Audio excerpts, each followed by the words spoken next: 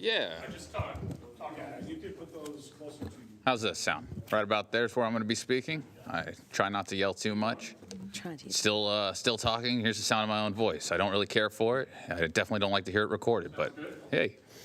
And number 2, mic check, please. A, B, C, D, E, F, G. I'm so happy to be here. Yay. 1, 2, 3. 1, 2, 3, 4, 5, 6. 1, 2, 3. 1, 2, 3. Can you hear me? Yeah? How's that sound?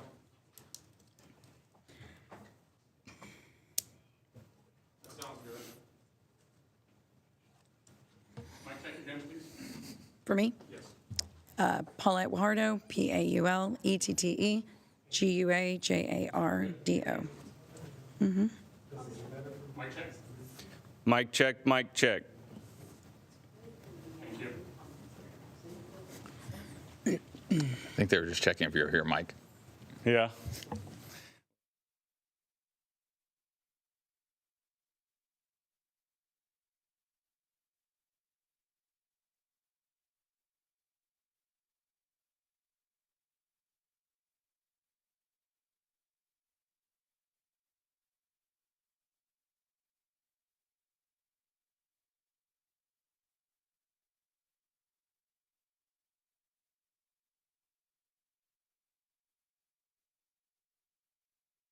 Doing great. How are you? You ain't had enough of these yet?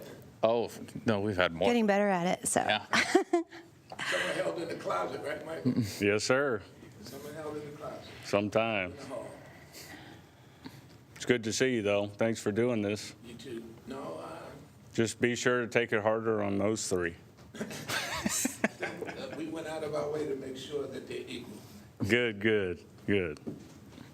That's perfect. Oh, you have your congressional graph chart?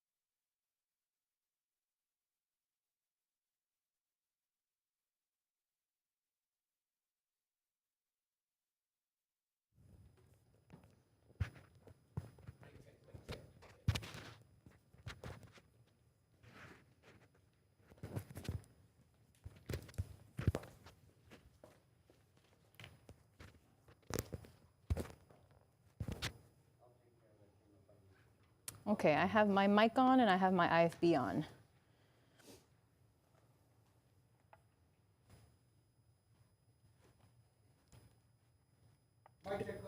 Mic check, 1, 2, 3, 4, 5. Mic check, testing. Testing 1, 2, 3, A, B, C, D, E, F, G. The quick brown fox did something over the lazy dog's back. So you'll give me cues because I don't have the thing in my head. Take a step over to your left, sir. Oh, that's right.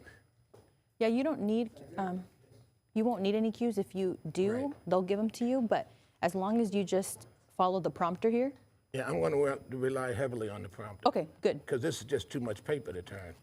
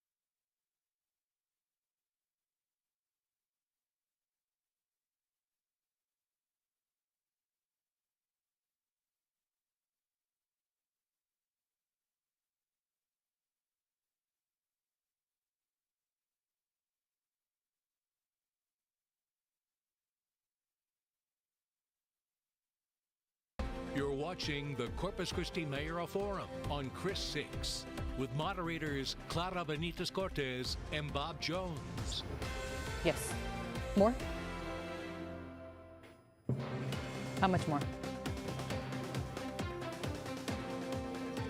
Right here? Move your box so because you're on the edge. Yeah, hold on. Right here?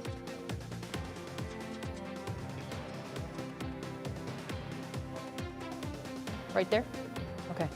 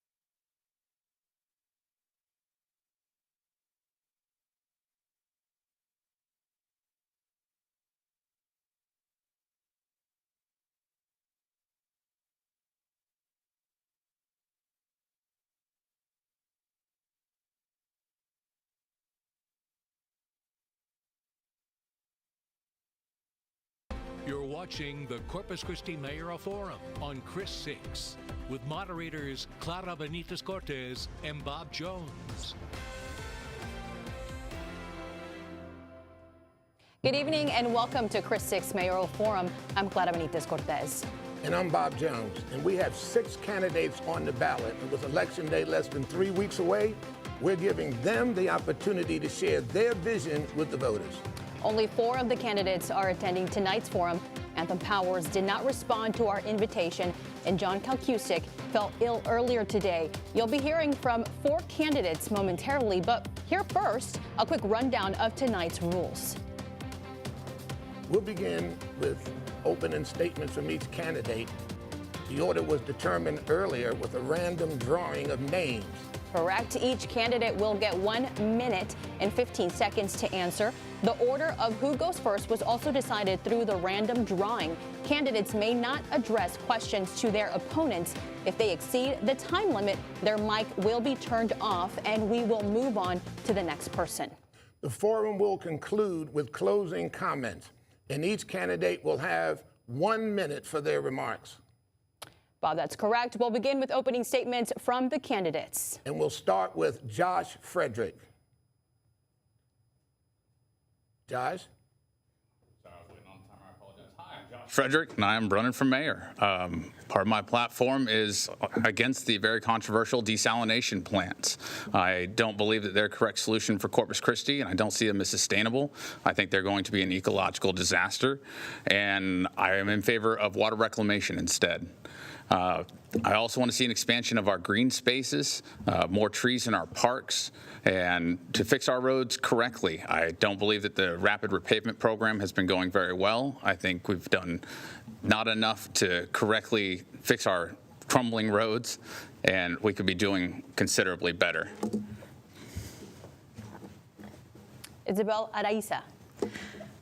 Hello, my name is Dr. Isabel Araiza, and I'm running for mayor because we need a mayor that will center the people, the neighborhoods that we live in, and the services that we used.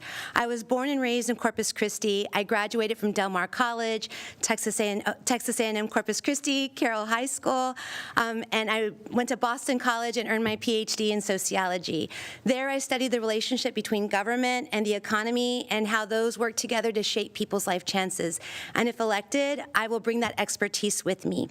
8 years ago, I co-founded a group called For the Greater Good. We came together after 3 water boils in 10 months. We've been advocating for our water, for our public infrastructure, for industry to pay their fair share. We adopted Carroll Lane Park when the city was selling our parks. We fought for our libraries, our senior centers, and our parks during the 2018 budget crisis. We've been fighting against desal.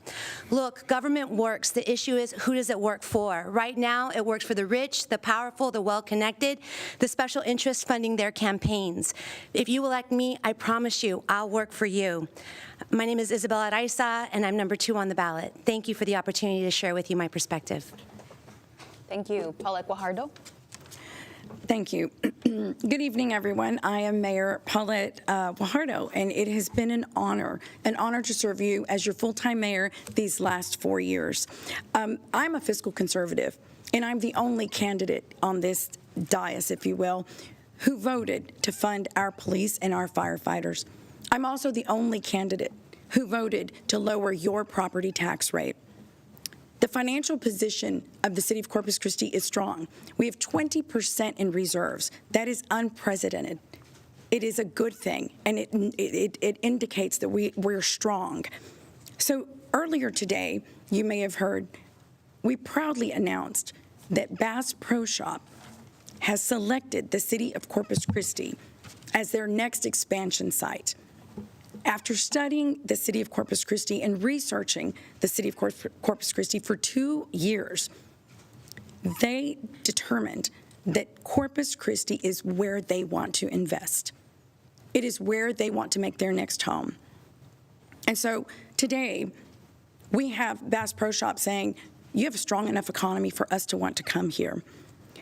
So I say to you, good things are happening here in Corpus Christi, and we are proud. There's work to be done, but we are going to keep working, and I humbly ask for your vote so that we can continue. Thank you. that was your time. Next, Michael Hunter. Hi, everyone. My name is Michael Hunter. I was born and raised here in Corpus Christi and have grown up loving this city ever since. I came back after Trinity. I went to Trinity University in San Antonio, and as soon as I graduated college, I came back here as quickly as I could. I got involved at the city. I wanted to be on the airport board. At the time, the position for Lillian Riojas at the city council opened up, and I luckily was appointed by the wonderful city council at the time to serve you for the last 8.5 years. And now it's kind of interesting because I believe I'm the only fiscal conservative running for mayor. And if you look at the last 4 budgets, which you can go to and check out yourself at corpuschristilegistar.com, who has voted for every tax increase and who has voted against every tax increase. 4 budgets in a row, Michael Hunter voted no. Again, my name is Michael Hunter, and I am running for mayor of Corpus Christi, and I humbly request for your vote. Thank you. We begin with our first question, and we start with Josh Fraedrick. The city budget has been a hot topic the last few months. What are your concerns with the budget? If you are on the city council, what did you do to address those concerns? If you were not and are elected as mayor, what steps would you take to address it? Josh, you have 1:15 for this. Thank you. I think we should move over to a $0 based budget. It seems to be the most reasonable plan for moving forward. Having to justify where our city is not only getting its money, but where we're spending it, it seems to be like the best option for us moving forward. We need to also look at where we're overspending.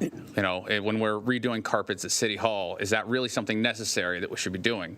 Or giving raises to certain individuals, is that something that we should be doing? Our city government should act in a fiscally conservative way, but it needs to remember that it is a service for the people, not just for the select few in charge. Thank you. Next to answer, Isabel Araiza.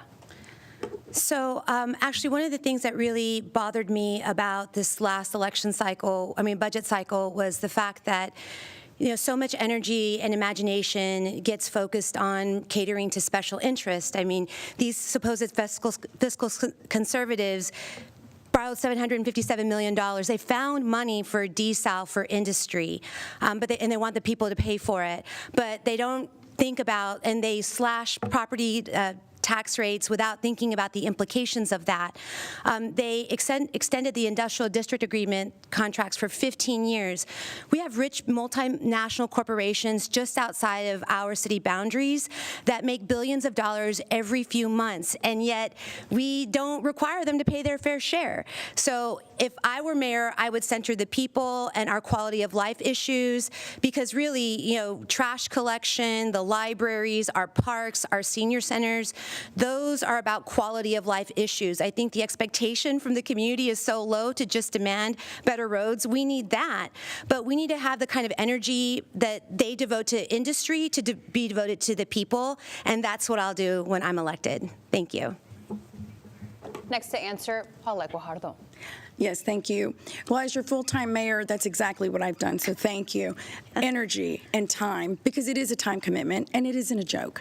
The strongest thing, and one of the biggest things we've done as a council, has been to invoke the people, to listen to the people, to hear what they want, not just what one sector wants, what everybody wants, because guess what? We all want good quality of life. We all want good parks. We want streets. We've invested $695 million in streets. That is an unprecedented amount. You know why? Because you want your streets fixed.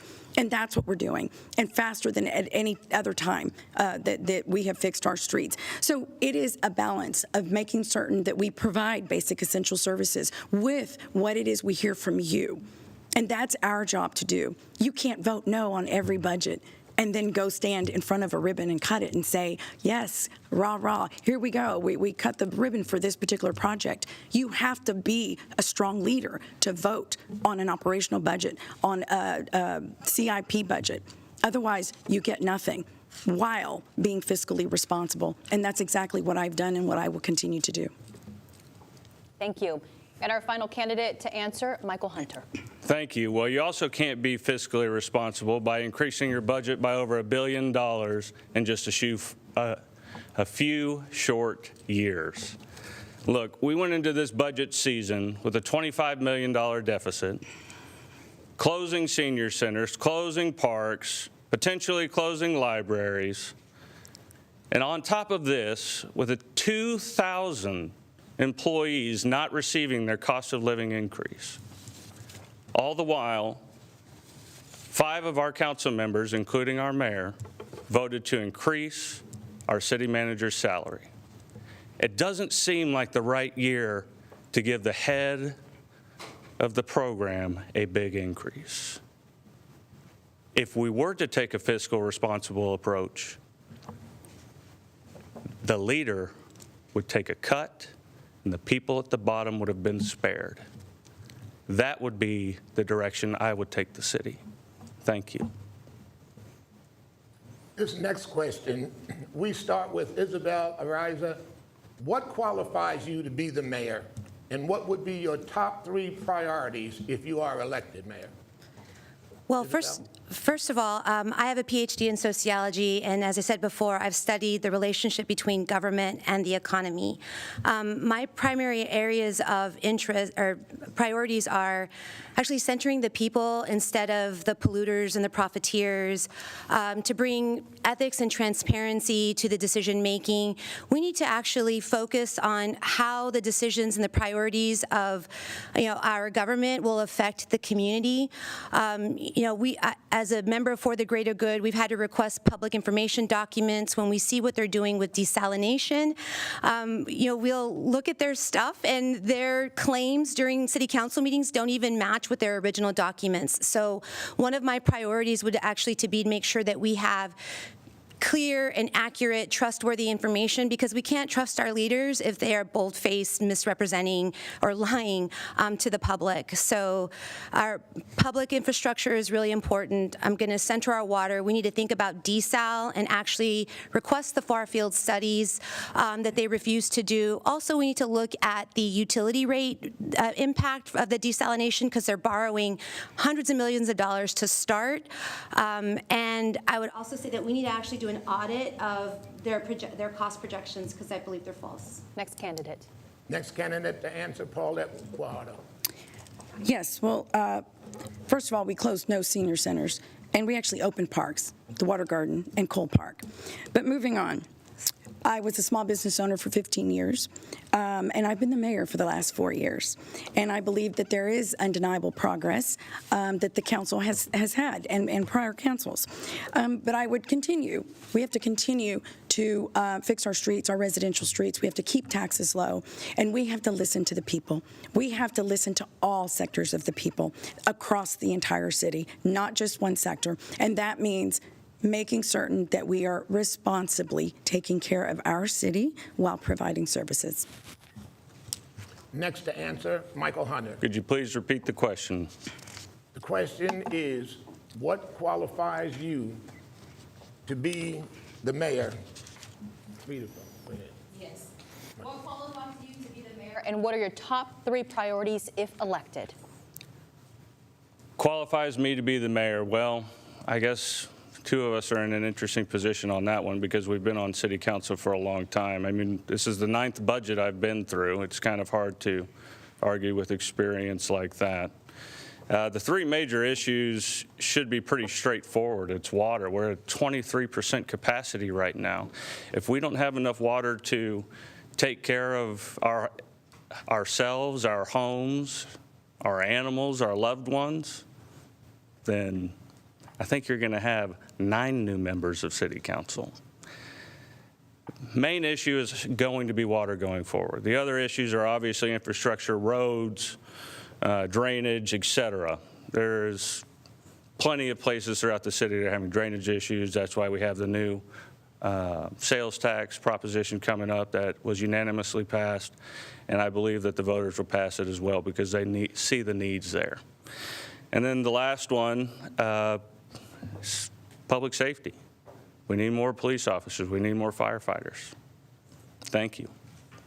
The next candidate answer, Josh Fraedrick, I'll say it again.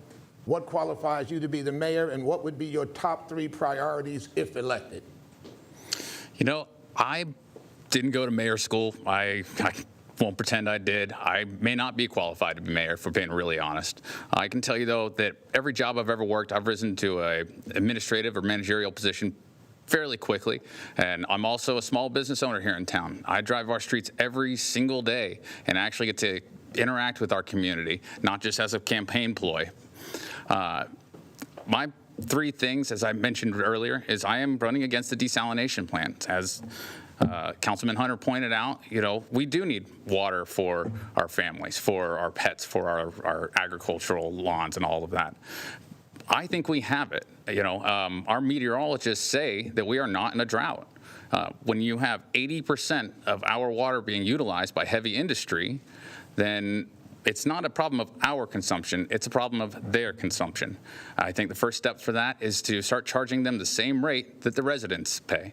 I know that they utilize the most, and some people think they should get a bulk discount. I disagree. I think it's our water, and I question how far they would let it go.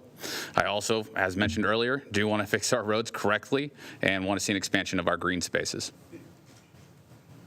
Thank you so much. Question number 3. We start with Paulette Guajardo. The city is moving forward with plans to build a desalination plant to serve Corpus Christi residents. Do you believe the city should invest in desalination? Also, what additional water sources do you support, and how long would it take to get them operational?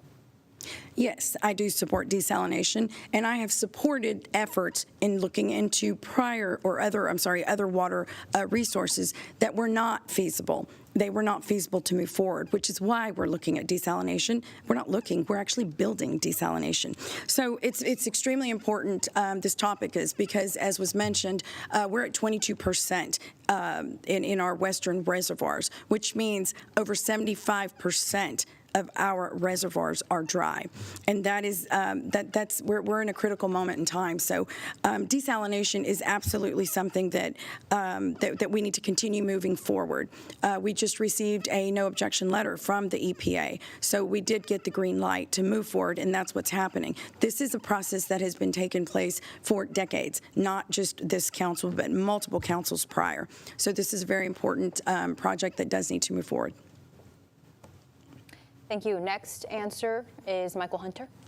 Yes, I do support desal. I support all the potential water projects. Right now, there are 3 potential main water projects, Inner Harbor, Harbor Island. We did get the letter on Friday of no objection, which is kind of interesting because they are not necessarily a socially or fiscally conservative group giving us that opportunity, so it gives us the green light across the board. How long would it take to get all these projects? Let's see.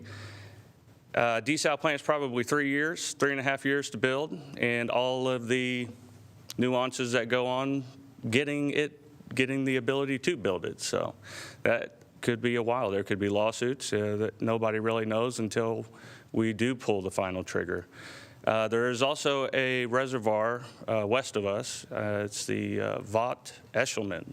I think I'm pronouncing that right. I'm not sure. But it is about 280,000 acre-feet of water. It's fresh water. Well, it's actually, it's not necessarily fresh. It would basically be a desal plant in itself, but it would be groundwater. And it would be another opportunity that we could look at. It would potentially be the fastest water source to get up and running.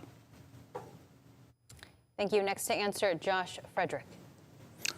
As mentioned before, I am very against the desalination plants. I see them as an ecological disaster just waiting to happen. The Inner Harbor does not have enough water exchange with the Gulf of Mexico to support pushing all that brine out into it.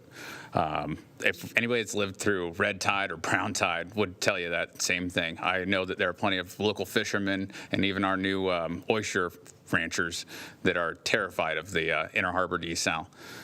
Also, the amount of energy it takes to run the desal plants is something that I feel like they have not been talking about enough. They are not very efficient after you get the first round of salt through there. It tends to clog up the whole thing. I am in favor of water reclamation, though. It's forced filtration of our treated water. It's already here on land. We can push it right back out into our water supply. Thank you. Next to answer, Isabel Araiza. So For the Greater Good has been following the water issue since 2016, and that's when we first learned about desalination from the Texas Water Development Board and an organization called H2O for Texas that came here and was pushing desal. One, our community isn't growing. The economic interests keep inviting high-volume water users to come into our area with the promise of selling our water. In 2017, after they agreed to give 25 million gallons of water a day to Exxon and 6 million gallons of water a day to Steel Dynamics, they also, the city, who they were a part of, cut a deal with those industries or high-volume water users, basically passing the drought exemption that allowed industry to pay 25 cents per 1,000 gallons to be exempt from the drought exemption. We shouldn't have desal. All of the permits are about dumping the desalinate water into the bay. That's the brine into the bay. That's 57 million gallons of brine and sludge every single day being dumped into the bay. That's going to have an impact on ecotourism, and that's going to have an impact on our general operating fund, and it's going to be a negative loop. We deserve better. We can end the drought exemption for high-volume water users, and we can stop inviting those water guzzlers into our area and cultivate economic growth from within. Thank you. Thank you. Question number 4. Community events like Art Walk have become very popular downtown. If you are elected, what would you do to bring more family-friendly events like this to other parts of the city? And we start with Michael Hunter. Sure, thank you. So the Art Walk is a wonderful, wonderful event. It's been setting records every Friday, so it's hard to compete with something like the Art Walk. But I will tell you, my family has been involved with the South Texas art community for over 50 years. My grandmother, my mother, and myself have all been on the board of the South Texas Art Museum, and we have contributed significantly. One thing that I have done, is maybe a popular or unpopular, but at least I'm transparent about it, is that I set up through my position on city council to help block off streets for the Art Walk and other events downtown. Some people are concerned about that causes too many parking issues, but it gives a sense of safety and the opportunity to walk, and for those businesses downtown at those events to prosper. So we would have to implement more opportunities like that. Again, the question is if they've been popular, like the artwork, but what would you do to bring this to other parts of the city, family-friendly events? We go to Judge Fraedrick. You know, Art Walk has been great, and I honestly am so impressed with the Downtown Management District for all that they do for downtown. They've really brought it back after the fiasco of road repair almost killed our downtown industries. But, you know, we should start expanding out and having other festivals across the city. There's no reason we can't have food truck festivals in Flower Bluff or kite fly events out in Bill Witt Park or chili cook-offs over at Salinas Park or Hazel Bazemore. There's so many other spaces we could expand to, and we can utilize those the spaces correctly. Would be the best way, I think, to expand on all that. Next candidate, Isabel Araiza.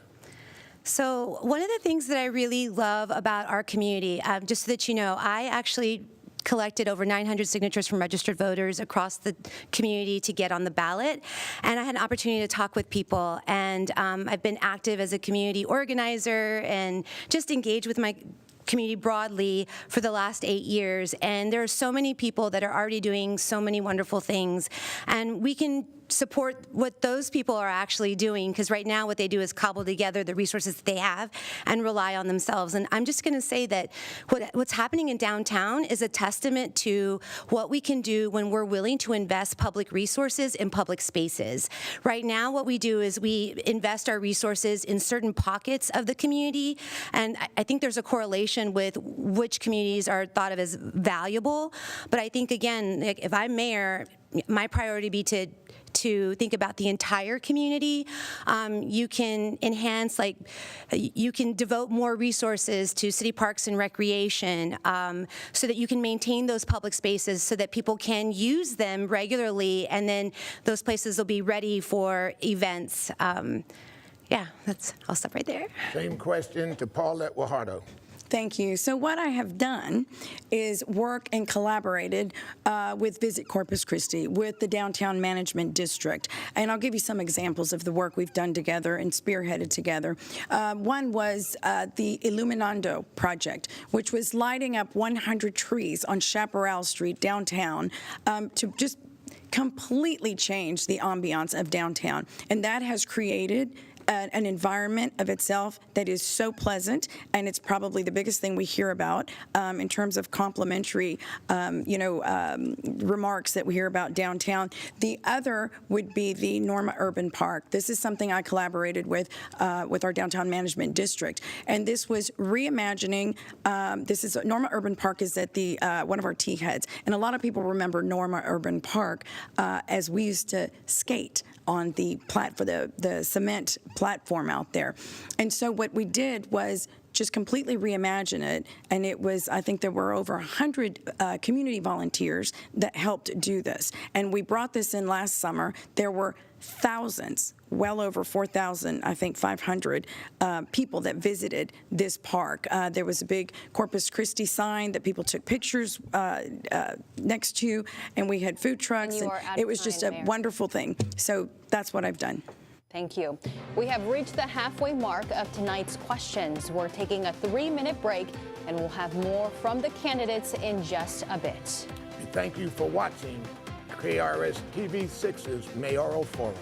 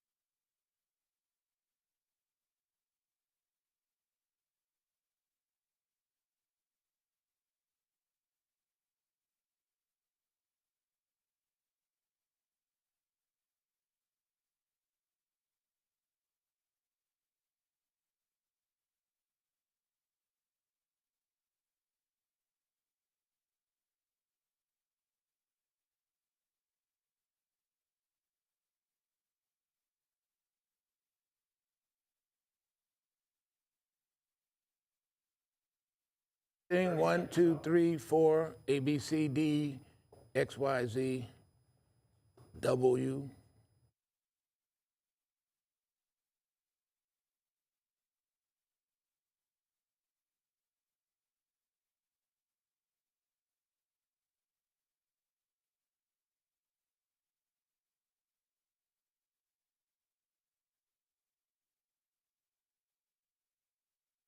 You're watching the Corpus Christi Mayoral Forum on KRIS 6.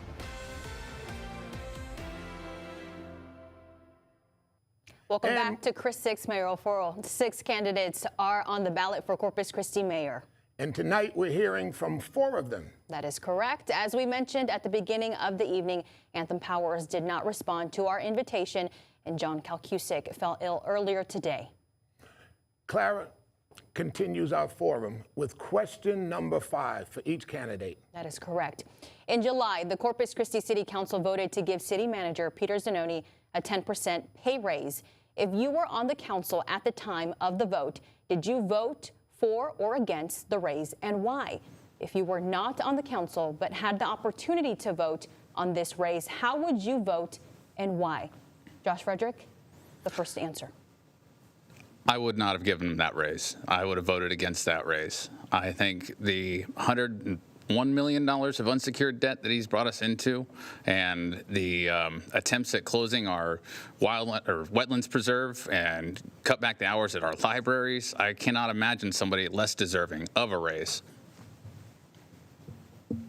Thank you. Next to answer, Isabel Araiza.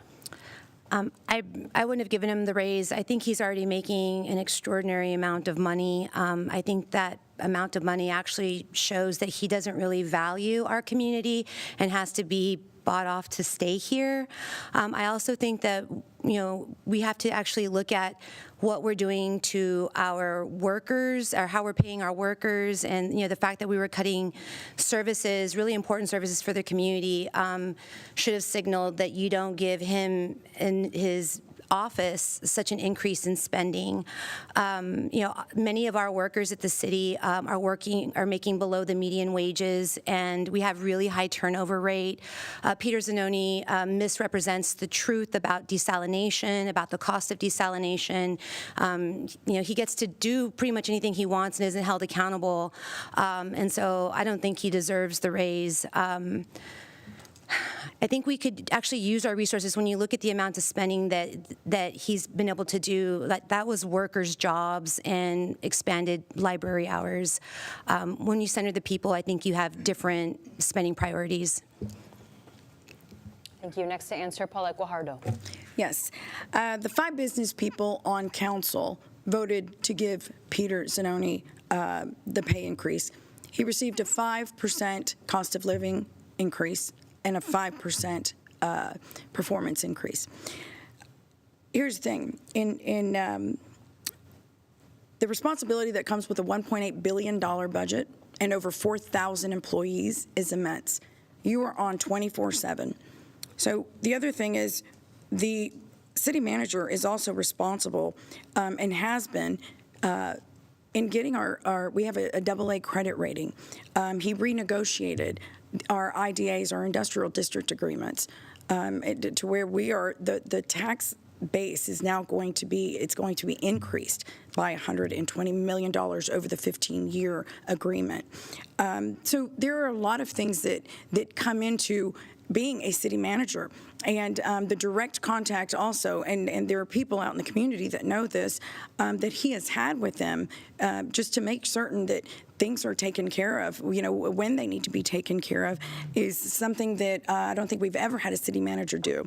He's very upfront, and the other thing is, in a city manager leaving, you would have to hire another one, and market rate is exactly what we ended up. Thank you. You're out of time. Next to answer, Michael Hunter. I don't think the city manager deserves a salary and benefits package that exceeds that of Los Angeles, California. This decision was made when we were going into the budget season. $25 million deficit, like I said earlier. 2,000 employees did not receive their cost of living increase because of the current budget situation. By the way, we only have 3,600 plus employees. 400 of those employees that are budgeted are unfilled. That's $46.7 million sitting on the sidelines that could be used somewhere else. A $1.8 billion budget is a lot. That's $300 million more than last year. What fiscal conservative would vote for a $300 million increase?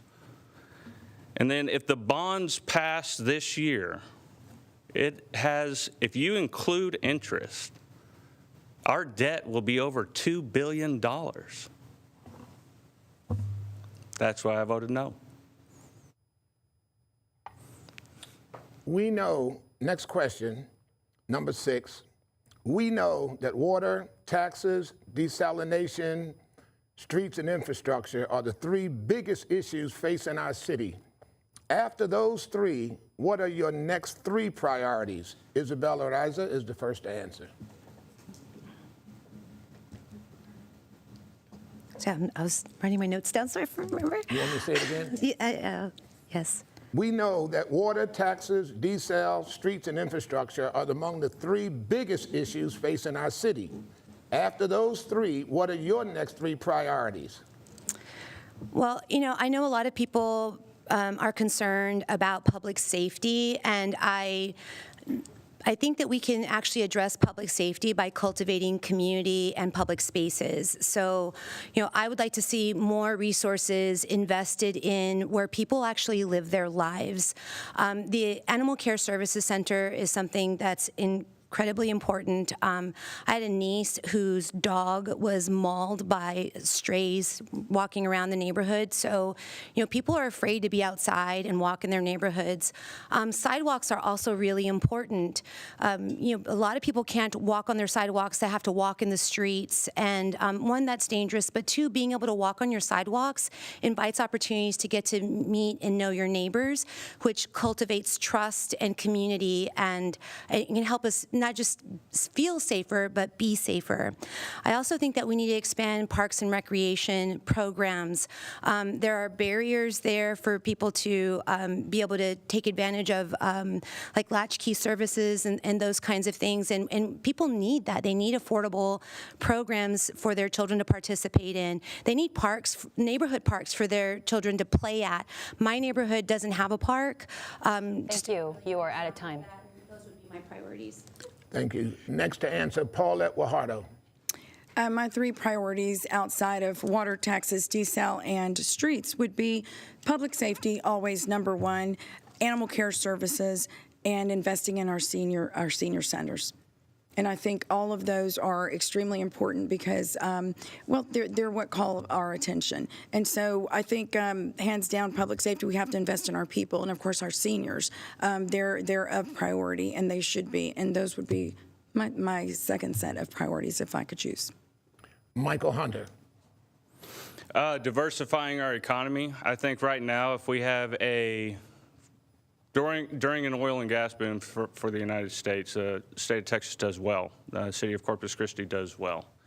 I think that if we had diversified our economy during those periods where they were not doing so well, I am pro-industry, I'm pro-oil and gas, but I think there's opportunities for us to expand our business sectors down here. I think tech is an emerging market, and it has not slowed down.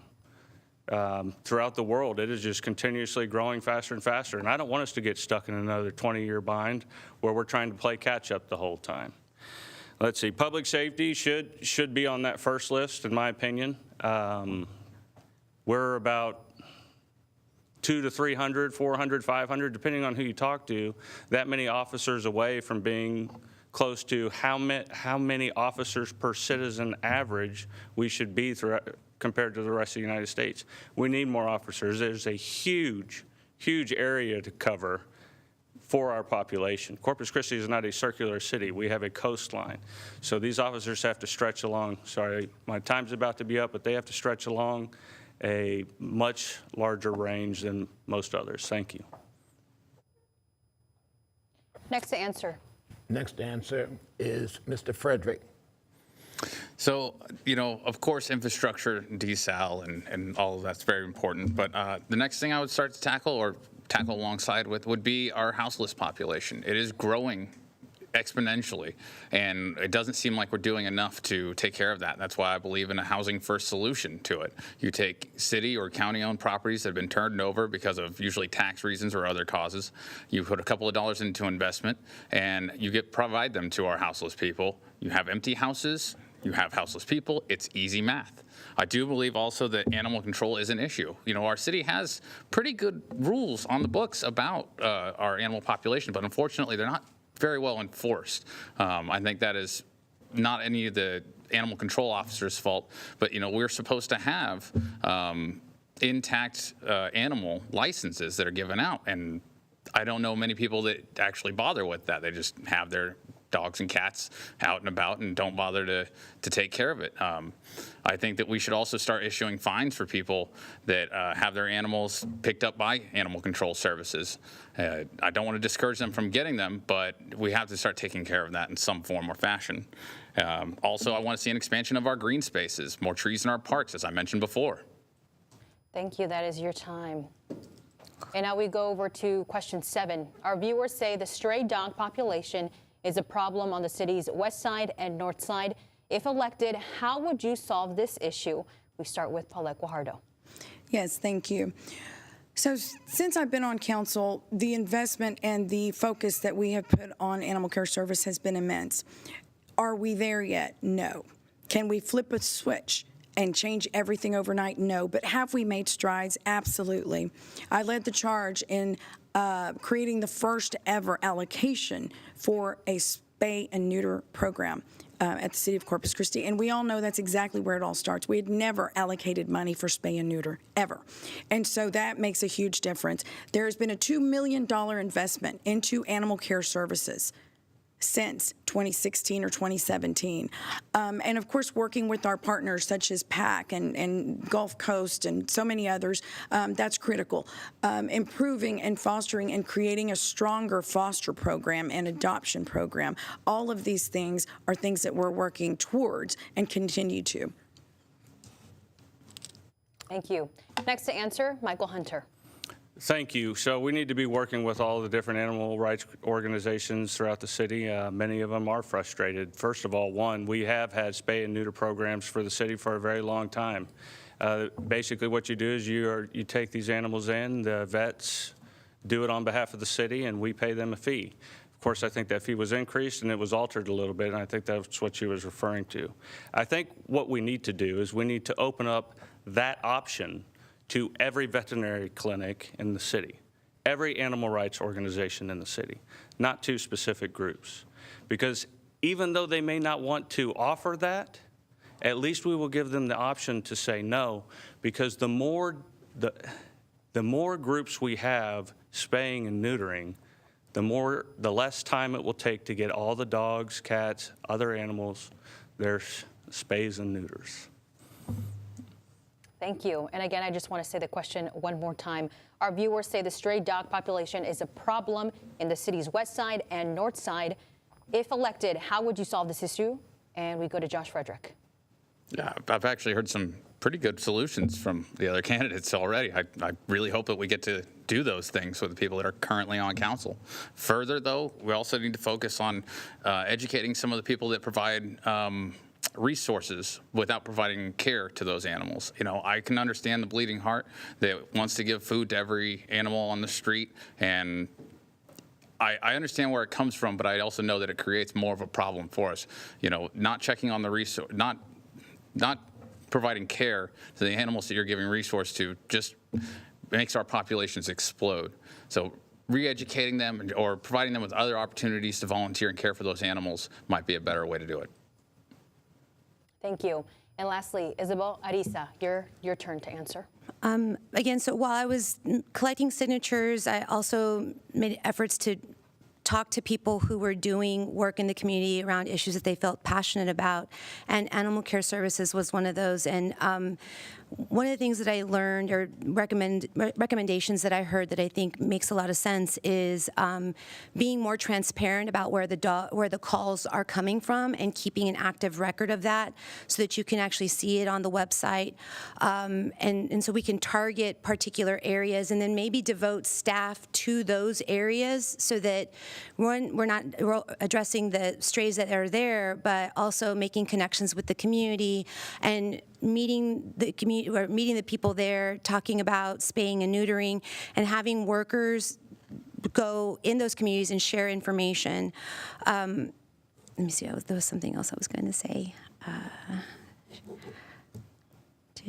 Share information, transparency of calls.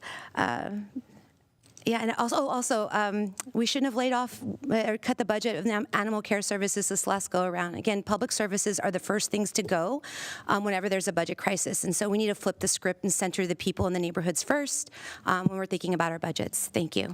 Thank you. The eighth and final question for tonight. What is the one thing you have done, either in the public sector as an elected official or as a private citizen, to make our city and community better? We start with Michael Hunter. Thank you. So one thing that I'm proud of, I guess I could say, is being affiliated with Beautify Corpus Christi from a young age and spending a lot of time there. And what they asked us to do was to clean our parks, clean our beaches. And every weekend we would go out there and fill up bags, cleaning our parks, cleaning our beaches. Some of the stuff you would find on these parks or beaches was not for the faint of heart. But we did the dirty work. And that's what I'm willing to do as a mayor, is get down, when we were on council, I was the first person to go underground during pipeline for storm drainage. The first one in the 100-year history. That's what we need on city council. Someone to do something to make those types of efforts. Thank you. Joshua Fraedrick. You know, when I was with New Oasis Brewing Company, I can come up with a bunch of community events that I put together. But I also remember specifically during our last freeze how much water I gave out. I stood in the parking lot at New Oasis for hours and froze my fingers and toes off, giving people that had nothing in the water situation as much as they could possibly handle, because New Oasis was able to filter and provide it to them. Beyond that, you know, I try my hardest to always be bettering my community. At the dump, I'll help you unload your trailer. If you approach me as a neighbor or a friend or just someone in need and you say, hey, I don't have much, but I need this tree limb cut. Well, cool. Well, let me come over. Let me take care of that for you. I'm more than happy to be of service. I don't have any official record of helping our city, but I know, you know, you go to the social media and you look at all the people that are supporting me in this mayoral run, and they'll tell you all the things I've done for them. And that was well before I ever intended to do this. Thank you. Paulette Guajardo. Yes. No, it's Isabel. Oh, is it? Oh, I'm so sorry. That's okay. Isabel Araiza. Okay. Well, in addition to doing community health needs assessments for 5 hospital systems in the area from 2010 to 2016, and doing community health needs assessments for Driscoll Hospital System in 2019 and 2022, I co-founded For the Greater Good, and we've been advocating for the community for the past 8 years. We were asking the city to come up with a plan when their water infrastructure failed and we had to run out and buy bottled water. And when the water ban happened, we had been meeting so regularly that we, created a pretty good bond, and we were able to actually get resources and get water distributed to the community before the city actually had a distribution site in that 2016 water ban.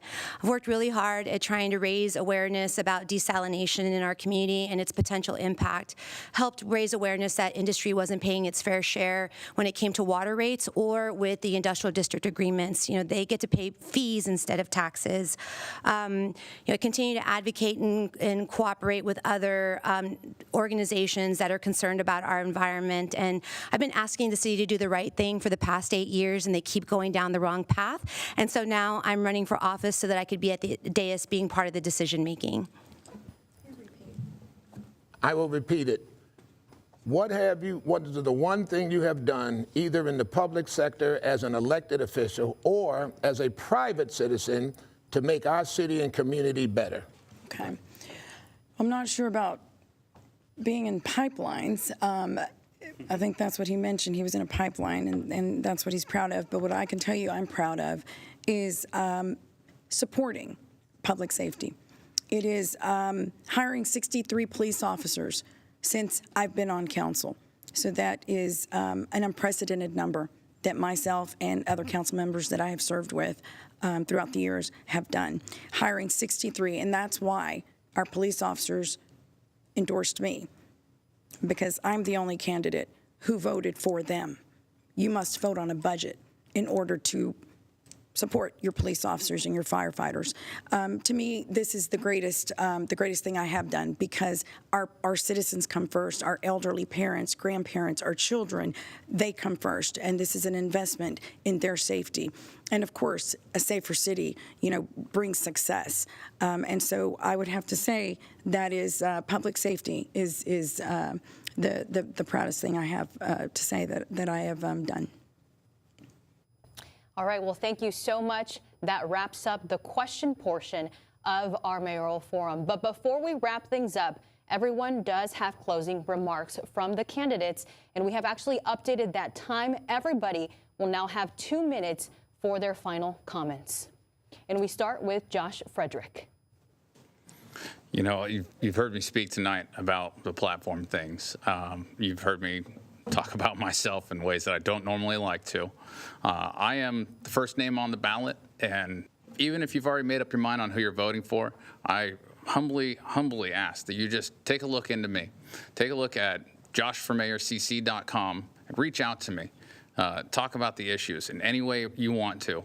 I think most of us in the city do want the same things. We want clean air, clean water, safe future, and places for our kids to prosper. We may disagree on this forum on how to get to that, but I really hope we all want that at least. So again, my name is Joshua Fraedrick, and I'm running for mayor, and I do ask for your vote. Thank you so much. Next. Dr. Araiza.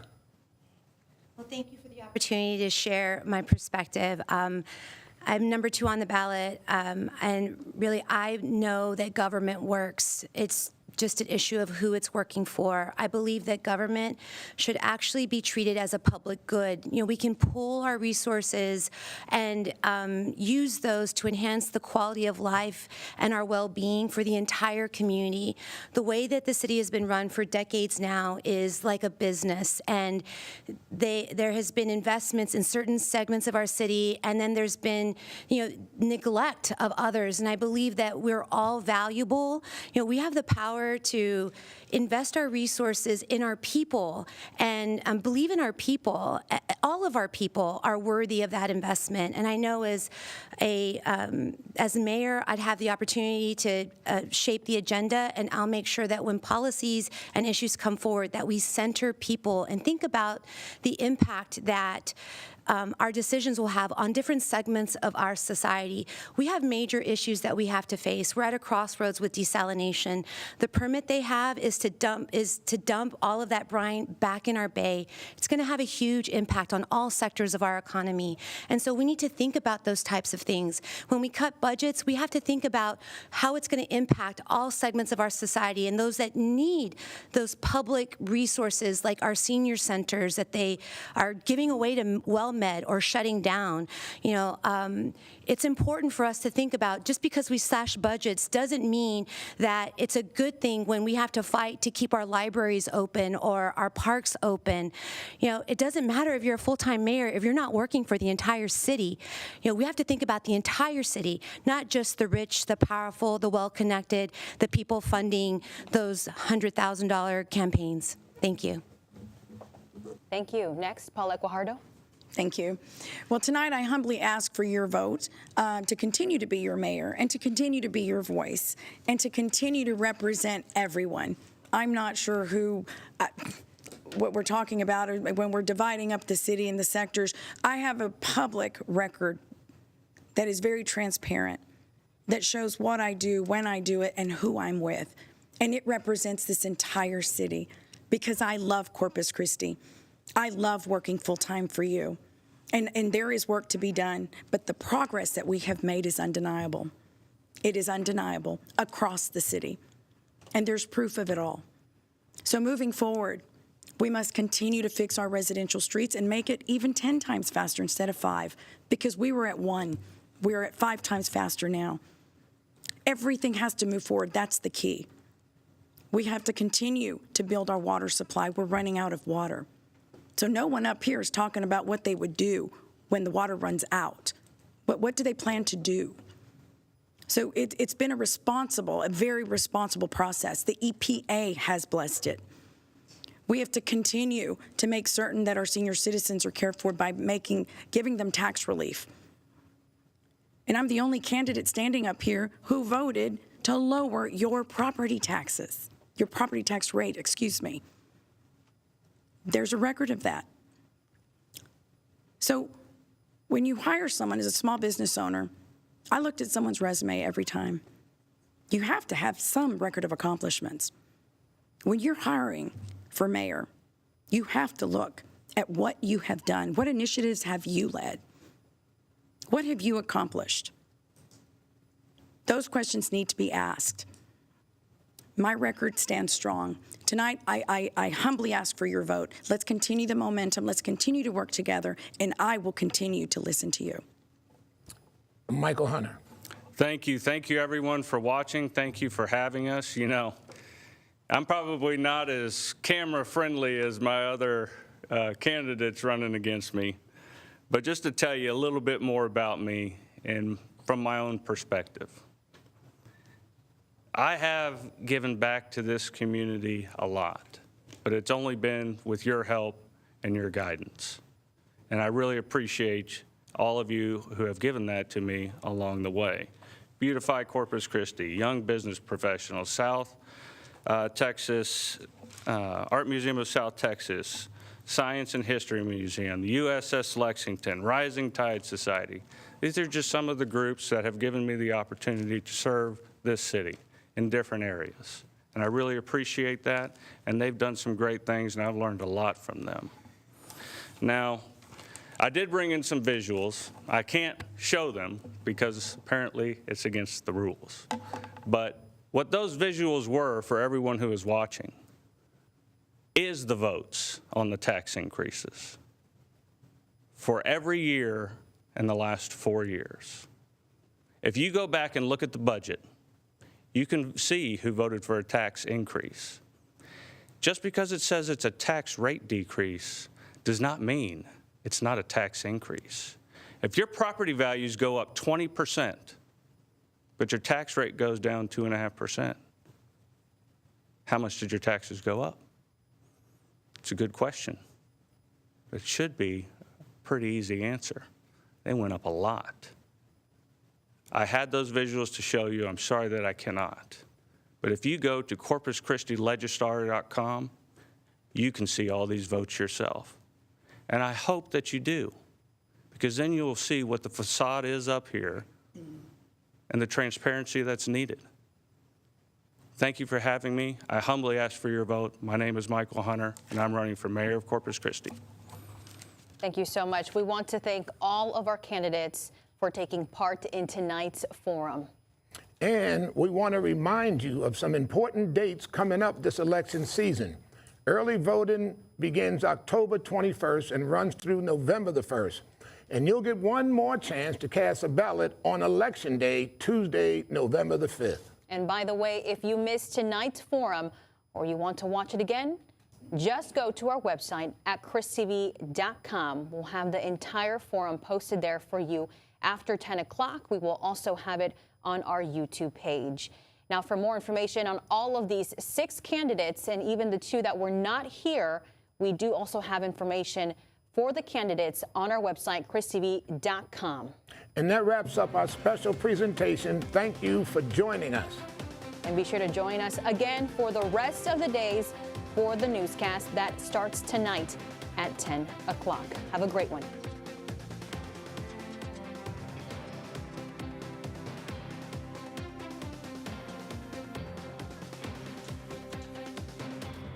This broadcast of the Corpus Christi Mayoral Forum is a presentation of KRIS 6 News.